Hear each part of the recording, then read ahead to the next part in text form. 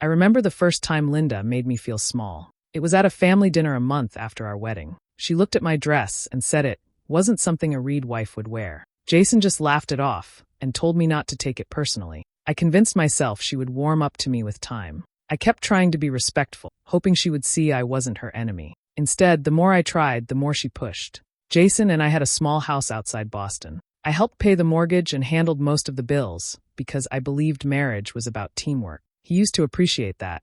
But after his mother started spending more time with us, he changed in little ways that I kept ignoring. He stopped asking how my day was. He spent more evenings out or sitting with her in the kitchen, whispering and laughing like I was an outsider in my own home. Linda commented on everything I did. If I cooked, she said her son liked things seasoned different. If I cleaned, she'd redo everything just to prove a point. She even went through my closet one day while I was at work and threw out what she called cheap-looking clothes. When I told Jason about it, he said she was only trying to help me fit in better with family expectations. I should have seen it then, but I kept choosing peace over confrontation. I told myself it wasn't worth the fight. I had lost my grandmother not long before all this, and I didn't have the energy to defend myself every day. Jason knew how close I was to her. He saw me cry over her things. But when I asked him to visit her gravesite with me on her birthday, he said his mother needed him to fix something in her apartment. I went alone. After that, I stopped sharing my feelings with him. He didn't notice, or maybe he didn't care to notice. Linda started treating our house like it was already hers. She'd invite people over without asking me. She'd move my things and tell me where I was allowed to put them. I tried to talk to Jason about setting boundaries, but he said I was being dramatic and ungrateful because his mother was just trying to support us.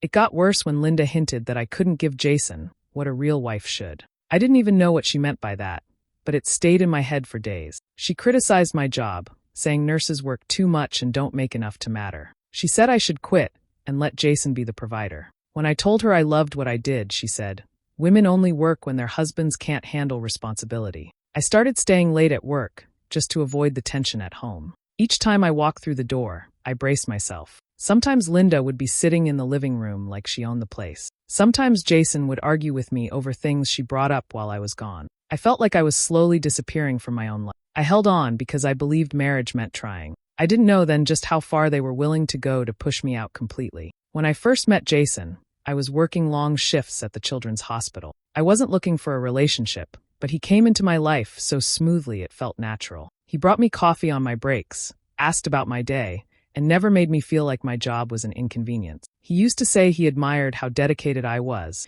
and that he respected a woman who could stand on her own feet. Back then, I believed every word. He'd wait for me outside the hospital after late shifts and drive me home just so I didn't have to take the train alone. He met my mother and treated her kindly. He even sent flowers when I got promoted. I thought I'd found someone who truly saw me and valued me. When he proposed, it felt like the right choice. My grandmother was happy for me, and that mattered to me more than anything. Things didn't change right away. It was slow, like a quiet leak. After the wedding, little comments started slipping out of him. At first I thought he was just joking or stressed. He'd say things like, "You don't need to work so hard now," or "You don't have to make decisions alone anymore." It didn't sound harsh, but it felt different from the man who once praised my independence. Then Linda came into the picture more directly. Before the wedding, she barely interacted with me, just polite smiles and short talks. After we got married, she acted like she had the right to inspect everything about me. She'd come over and criticize the way I folded towels or how I arranged the kitchen. I tried to brush it off, thinking it was just her adjusting to her son's new life. But she didn't stop. One day, while I was making coffee, she said I looked like someone meant to stay in the background. She said it so casually, like she was stating a fact. Another time, after a family dinner, she told Jason within my earshot that I wasn't wife material because I didn't fuss over him enough at the table. Jason didn't correct her. He didn't defend me. He just let it happen. What hurt more was how he slowly started agreeing with her without saying it out loud. If she made a rude comment, he wouldn't argue. If I told him I didn't like how she spoke to me, he'd say things like, "That's just how she talks," or "Don't take everything so seriously." The same man who once supported my strength now treated me like I was overreacting to everything. I tried to keep the peace and stay focused on my marriage. I didn't want to create problems, so I stayed quiet more than I should have. I thought if I stayed respectful and didn't fight back, she'd ease up eventually. Instead, my silence made her bolder. She started showing up uninvited and making herself comfortable in our space. She'd make comments about future grandchildren and how she hoped they'd take after Jason's side, since some traits shouldn't continue. I knew what she meant. She wanted me to feel small, and she did it with a smile. Through all of this, Jason kept telling me to give her time and not make things bigger than they are. Each time he dismissed my feelings, it chipped away at the version of him I fell in love with. I kept waiting for the man who used to defend me and lift me up. I didn't realize he was already gone. My grandmother, Rose, was the one steady person in my life from childhood. My father left early, and my mother worked double shifts to keep us afloat, so most of my days were spent with Grandma. She taught me how to cook, how to manage money, and how to speak to people with respect even when they didn't show it back. She never raised her voice, but her words carried weight. I grew into the woman I am because of her. When I started nursing school, she was the one who encouraged me not to give up when classes got hard. She'd leave little notes in my bag telling me she was proud of me. On days when I came home exhausted and ready to quit, she'd make tea, sit with me, and remind me why I started. She never made me feel like a burden. As she got older, her health began to slip. The hospital visits became more frequent, and I took it on myself to make sure she never felt alone. I'd drive her to appointments, pick up her prescriptions, sit with her at night when she couldn't sleep, and handle the bills she was too tired to sort through. I didn't do it because I had to. I did it because she had given me everything she could through the years. Jason knew she meant everything to me, but he didn't put in any effort to know her. When he met her, he was polite but distant. He'd make excuses not to visit. If I asked him to come with me, he'd act like it was too much of an inconvenience. Linda was worse. She called my grandmother old-fashioned and stuck in the past. She'd mock the way Rose dressed or spoke, pretending it was harmless teasing. I told her to stop more than once, but she always covered it with a laugh and said I was being sensitive. Even when Rose was in and out of the hospital, Jason never offered to come with me. He'd say things like, "You know, hospitals aren't my thing," or he'd claim he was too busy. I stopped asking after a while. I learned to drive there alone, sit with her through the night, and go to work half-rested the next day. I didn't complain. She was worth every minute. The night she passed, I was holding her hand. She didn't struggle or speak. She just closed her eyes and slipped away. I sat there in silence for hours after, numb and empty. When I called Jason to tell him, his first words weren't about her or me. He just asked if I'd be home soon because he didn't want to eat alone. I went to my mother's house afterward, not ready to walk into my own. Linda didn't even bother to hide how little she cared. She said, "At least you won't have to run around after her anymore." I didn't respond because I knew if I spoke, it wouldn't end well. I was heartbroken, but even then, I believed the worst was just the loss itself. I had no idea that my grandmother had left behind something that would change everything, something Jason and Linda never saw coming. After the funeral, I didn't have the strength to go back home right away. I packed a small bag and stayed with my mom for a few days. She didn't ask many questions. She just cooked for me, sat with me, and let me sleep whenever I needed to. Being in that house brought me some peace, even though my chest still ached every time I remembered that my grandmother was gone. Jason called me twice while I was there, but the conversations were short. He didn't ask how I was holding up. He only wanted to know when I planned to come back. I told him I needed a little more time, and he just said, "Okay, but don't stay too long. Things are piling up here." That was it. No comfort. No patience. Just a reminder that I was expected to fall back into place. When I finally returned home, something felt off the moment I stepped inside. The house smelled different. Things weren't where I left them. I walked into the living room and saw new decorations, things I didn't buy. My heart started racing, and I went straight to the bedroom. Drawers were open, clothes were moved, and some of my boxes were gone. Linda was in the kitchen, acting like she owned the place. She didn't look surprised to see me. She glanced at me and said, "You were gone long enough. Jason needs a wife who's present, not someone drowning in sadness." I ignored her tone and asked about the boxes that were missing from the closet. She told me she decluttered while I was away. When I checked the trash bins outside, I saw things that belonged to my grandmother. Scarves she knitted for me, letters she wrote, and a small wooden jewelry box she gave me when I graduated. Some of the items were broken, others stained with coffee, like someone had tried to ruin them on purpose. I confronted her, and she didn't even pretend to be sorry. She said, "You need to stop clinging to the past. Jason shouldn't come second to a dead woman's memory." Her words hit me so hard I could barely breathe. I asked where Jason was, and she said he was out getting dinner. When he came home, I showed him what she had done. I expected him to be upset, or at least try to understand why I was hurt. Instead, he looked at me like I was the problem. He said, "She was trying to help you move forward. You've been gone for days. Maybe this is what you needed." I stood there in disbelief. I told him she threw away things that couldn't be replaced. He shrugged and said I was getting emotional over objects. That was the first time I realized he wasn't just ignoring what she was doing. He agreed with it. When I tried to get the rest of my grandmother's things out of the trash, Linda grabbed my wrist and told me I was being dramatic. She said, "Jason comes first now. Act like a wife and let go of this grieving phase." I didn't cry in front of them. I picked up what I could save and stayed silent. But something inside me shifted that day. Losing my grandmother broke me, but watching them disrespect her memory lit a different kind of fire in me. I knew then that the love I thought I had in that house didn't exist anymore.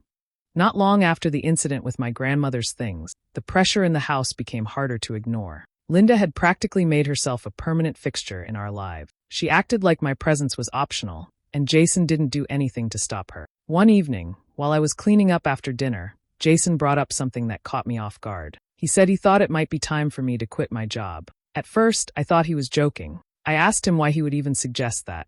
He said his mother believed that a man should provide, and that a wife should focus on the home. I told him calmly that I loved my work, and that I wasn't giving it up because someone else thought it didn't fit their idea of a marriage. He didn't argue at that moment, but the look he gave me said everything. It wasn't disappointment, it was irritation. From that day, the distance between us grew in ways I couldn't pretend not to see. Jason started keeping his phone on silent and face down. Before, he never cared if I used it to check the time or answer a call, but now he kept it in his pocket or took it with him even when he went to the bathroom. I didn't go searching through his things, but his sudden secrecy didn't sit right with me. I also noticed he stopped using our joint bank card as often. Instead of regular transactions, there were cash withdrawals I didn't recognize. When I asked him about them, he brushed it off and said he needed money for errands. He never explained what those errands were. Linda became even more comfortable speaking over me. She'd whisper with Jason in the kitchen or living room, and as soon as I entered, the conversation would stop. They would glance at each other,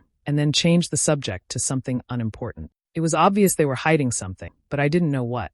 One afternoon, I walked in earlier than usual because my shift ended early. As I opened the front door, I heard their voices from the dining room. Jason was speaking low, and Linda said, "She'll leave it all behind if you handle it right." I stepped inside before I heard more. They both went silent instantly. Linda started stacking magazines like she had been organizing them all along, and Jason pretended he was checking something on his phone. I asked what they were talking about. Jason said it was nothing that concerned me. His tone was flat, like he was talking to a stranger. Linda gave me a look that told me she enjoyed every second of my confusion. I didn't push the conversation further, but I felt the divide getting wider. Every time I entered a room they were in, the energy changed. When the phone rang and Jason answered, he'd walk outside or into another room. His messages started appearing with lock screen previews turned off. I tried to hold on to the hope that maybe I was reading too much into it, but deep down I knew something was shifting, something planned, not accidental. I stopped expecting kindness, and I started paying closer attention. Every withdrawal, every whisper, every unfinished sentence told me more than their words ever did. I didn't know exactly what they were planning, but I could feel it moving closer, like a storm I wasn't supposed to see coming. About a week after Jason asked me to quit my job and the secretive behavior started, I got a call I never expected. I was on my lunch break at the hospital when my phone rang. The number wasn't saved, but I answered anyway. It was my grandmother's attorney. His tone was calm and respectful, but what he told me didn't feel real at first. He explained that my grandmother had left behind her entire estate in my name. Not just a house or some savings, everything. There were 2 properties in her hometown, land she inherited from her parents, and several long-term investments she had built over the years. The total value was around $30 million. I didn't speak for a few seconds because I couldn't process it. I knew she was responsible with money, but I never imagined she had that kind of wealth. He asked me to come to his office to go over documents and discuss the transfer. I told him I'd be there the next morning. When I hung up, I just sat there in the hospital break room, staring at the wall. I felt a wave of emotions all at once: grief, shock, gratitude, and confusion. I didn't cry, but my hands shook for a while. I thought about all the years she lived simply, never showing off, never talking about money like it mattered. She wore the same coat for years, used coupons, patched old quilts, and talked about saving instead of spending. I used to tease her gently about how careful she was. Now I understood she wasn't just being frugal, she was building something quietly. I didn't tell Jason anything when I got home that evening. He barely looked at me when I walked in, and honestly, I didn't feel the need to share anything with. I wanted time to understand what this meant and what I was supposed to do next. For the first time in a long time, I felt like something in my life belonged only to me. That night, while Jason and Linda were in the living room whispering again, I stayed in the bedroom and wrote down everything the attorney said. I made a list of questions to ask him the next day. I didn't feel comfortable speaking about it out loud, especially in that house. I knew deep down that if Jason and his mother found out too soon, they'd twist it into something that benefited them. The next morning, I took off work and went to the attorney's office. He showed me the documents, titles, account statements, legal letters my grandmother wrote before she passed. She had planned it all carefully. She even left a letter for me, sealed in an envelope. I read it in the car before driving home. She wrote about trusting me, about wanting me to live without fear or limits. She said she hoped I would use what she left the way I used my heart, with care and strength. I held that letter like it was the only solid thing in my life. I didn't feel the need to tell anyone, not yet. The house I was living in didn't feel safe enough for that kind of truth. I decided to stay quiet and think. I didn't know then how soon everything would fall apart around me, but I already sensed that silence was my protection. I went home with a calm face, and no one in that house had a clue how much had just changed. When I pulled into the driveway that evening, nothing seemed out of place from the outside. The lights were on, and Jason's car was there. I felt tired but calm, still thinking about everything the attorney had shown me earlier that day. I took a deep breath and walked inside, expecting the usual cold silence. Instead, I stopped in the doorway. Jason and Linda were sitting on the couch like they were waiting for a meeting to start. At first, I didn't understand why they were both staring at me with that stiff look. Then my eyes shifted to the corner of the room, and I saw my suitcases lined up like someone was about to take a trip. They were packed neatly, clothes sticking out of the edges, some things folded wrong, others crammed in like they were rushing. I looked at Jason, waiting for him to explain. He stood up and said it in such a plain voice that it didn't feel real at first. He said his mother was moving in for good, and that I no longer fit into their plan. Those were his exact words. Like I was a piece of furniture they'd decided to toss out. I didn't move or speak right away. I just watched his face, trying to see a hint of hesitation or guilt, but there was nothing. Linda didn't even bother pretending she wasn't enjoying it. She got up slowly, walked over to the coffee table, and picked up my wedding ring. I didn't even know she had taken it off the dresser. Without saying a word at first, she tossed it onto the floor so it landed near my feet. Then she said, "You never added anything to this family anyway." The sound of the ring hitting the tile was louder than it should have been. I didn't pick it up. I didn't cry. I felt my body go cold, like I was watching everything from outside myself. I asked Jason if he was serious. He didn't look ashamed, just annoyed that I was questioning it. He said it was best for everyone, and that I should leave peacefully instead of dragging things out. I glanced at the suitcases again. They'd gone through my things without my permission. I could tell Linda had done most of the packing. Half of what mattered to me was missing. She didn't pack any of my grandmother's photos, letters, or jewelry. I asked where the rest of my belongings were, and she shrugged and said, "We kept what belonged here. The rest is clutter." I didn't argue. I walked past both of them and picked up my purse from the hook by the door. Jason told me I could take the suitcases now or come back tomorrow, but I wouldn't be welcomed in the house after that. I didn't respond. I didn't give them the reaction they expected. Before I stepped out, Linda called out behind me and said, "You should be grateful we're not making this messy." I didn't turn around. I didn't look at Jason again either. I left the house without taking the suitcases. I didn't need anything they touched. I drove to the same hotel I had stayed in before, but this time I didn't feel broken. I felt something else, quiet, sharp, and controlled. They thought they were ending something. They had no idea what was waiting on the other side of their decision. I didn't take anything with me when I left the house. Not the suitcases they packed, not the ring Linda threw, not even a change of clothes. I just took my purse, my keys, and my phone. I walked out without looking back, and the silence in my chest felt stronger than any words I could have spoken to them. I drove straight to a hotel nearby, checked in, and locked the door behind me. I didn't cry or fall apart. I just sat on the edge of the bed for a while and let the quiet settle around me. The next morning, I went back to the attorney's office like we planned. He had everything ready. The transfer of the assets was completed, and the documents were updated with my name on everything my grandmother left behind. 2 properties, land, accounts, and investments, all officially mine. He walked me through each step, and I signed where he told me to sign. When it came to the investments, he recommended I speak with a financial advisor to secure everything and make sure no one could touch it but me. He set up a meeting the same afternoon. I didn't tell anyone where I was or what I was doing. I didn't answer Jason's messages either. He had sent a few short texts asking if I planned to get my things. He didn't ask where I was staying or how I was feeling. It was all about convenience for him. By the time I met with the financial advisors, I was calmer and more focused. We talked about moving the funds into new accounts under my name only and restructuring the assets, so everything was protected legally. They explained things step by step, and for once I didn't feel small or pushed aside. I had control, even if no one else knew it yet. I listened carefully, signed more papers, and made decisions that would have scared me a few years ago. But in that moment, it didn't feel overwhelming. It felt like I was finally doing something for myself without waiting for someone else's permission. After the meetings, I went back to the hotel and ordered food. I sat by the window and thought about my grandmother and how she planned all of this quietly. She trusted me with what she built, and I understood now why she never talked about money. She knew the people around me didn't value me the way she did. Jason still had no idea about any of it. He probably thought I was sitting somewhere crying and trying to figure out where to go next. He had no clue that while he and his mother packed my clothes and tossed my ring, I was becoming the owner of more than they could imagine. I didn't reach out to him. I didn't tell my mom yet either. I wanted to keep everything steady until I knew what my next step would be. I didn't feel lost or scared anymore. I felt clear. They had pushed me out of their lives without knowing what I was walking into. They thought they'd taken everything from me. They had no idea I was just getting started.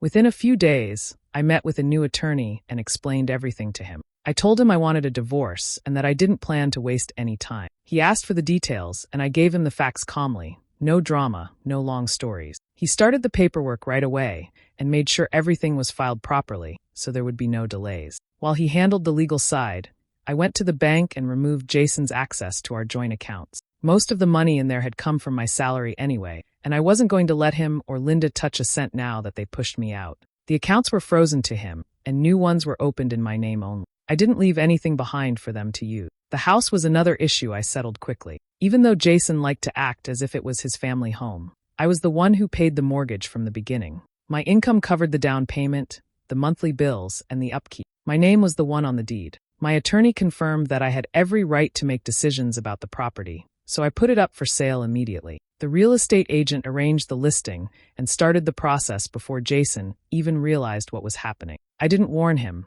and I didn't feel guilty. He and his mother made it clear that I didn't belong there, so I treated the house like what it legally was, mine to handle. Once everything was in motion, my attorney had the divorce and eviction papers prepared. We chose the same day to have both sets delivered. Jason and Linda were still living in the house, acting as if they had won, when the process server showed up at the door. Jason was handed the divorce petition along with notice that he had no rights to the bank accounts.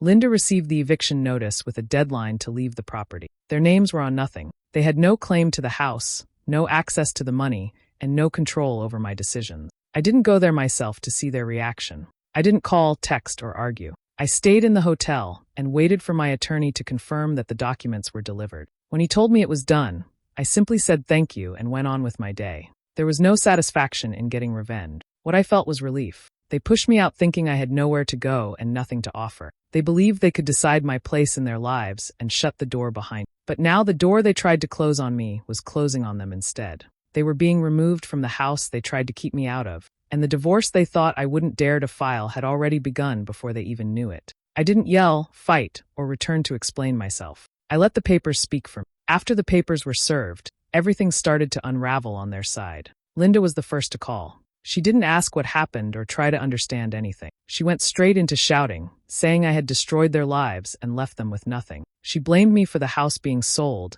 and for the money being out of their reach. I listened to the voicemail once and deleted it. There was nothing to say to her. Jason reached out after that. His tone was completely different from the day he told me I no longer fit into their plan. He didn't sound angry or confident anymore. He sounded scared. He said we could fix things and that he had acted under pressure. At first, he pretended not to know about the inheritance, but once he saw the information through the divorce filings, his messages changed. He suddenly wanted to talk, to meet, to start over. I didn't reply to him either. I didn't block either of them at first. I just chose silence. Their words meant nothing to me anymore. I had already left that life behind the moment I walked out with just my car keys. Now they were the ones scrambling for stability, and I wasn't going to step back in to save them. By the time their calls stopped, I had already signed the closing papers on a quiet lakeside property in May. The house sat near calm water, surrounded by trees, with no one around to question my choices or tell me what I should be. It was peaceful in a way I hadn't felt in years. I furnished it slowly, choosing things that made me feel comfortable instead of worrying about anyone's opinion. I didn't make any public announcement about the divorce or the inheritance. I didn't involve friends or explain myself to anyone. I changed my number, set up new accounts, and moved forward with my plan. My lawyer handled all communication, and I never looked back at the house I once shared with Jason.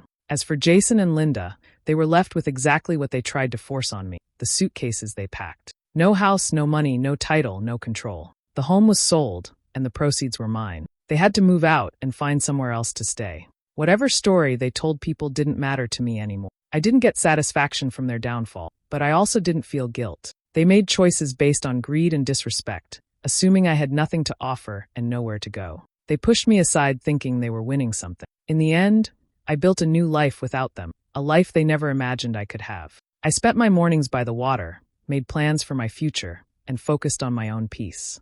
While they argued, blamed, and begged, I moved on quietly, leaving them with the consequences of their actions and nothing more.